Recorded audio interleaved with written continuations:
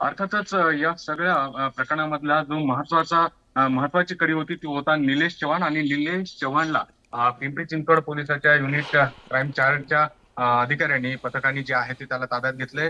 गुंडाविरोधी पथक देखील या सगळ्या मोहिमेमध्ये होतं. सगळ्यात महत्वाची बाब म्हणजे 22 तारखेला जेव्हा निलेश विरोधामध्ये वारजे पोलीस स्टेशनमध्ये गुन्हा दाखल करण्यात आला होता, त्याच्या दुसऱ्याच दिवशी तो जो आहे तो फरार झाला होता आणि कर्जत मार्गे त्या पद्धतीने तो एमपी त्याचबरोबर राजकोट, दिल्ली, गोरखपूर मार्गे नेपाळपर्यंत पोहोचला. आणि जर तो नेपाळ मधनं पुढे फरार झाला असता तो कदाचित मिळून आला नसता. निलेश चव्हाण ज्या पद्धतीने पळत होता त्याला माहिती होतं की या सगळ्या गुन्ह्यामध्ये, या गुन्हेगारी कृत्यामध्ये हगवण्याच्या त्याचा सहभाग असावा. आणि जर आपण या प्रकरणात जर अटक झालो तर मोठे खुलासे त्याच्याकडनं होऊ शकतात. आणि म्हणूनच पिंपरी चिंचवड पोलिसांनी त्याला स्वतःहून सहआरोपी केलं होतं हुंडाबळी प्रकरणामध्ये. आता मात्र तो पोलिसांना सापडलेला आहे. त्याची गचांडी धरून जो इतरांना धमकत होता बंदुकीच्या जोरावर, पैशाच्या जोरावर जो माज दाखवत होता, त्याची गचांडी धरून पिंपरी चिंचवड पोलिसांच्या पथकाने त्याला जेरबंद केलेला आहे. आणि अर्थातच त्याला संध्याकाळपर्यंत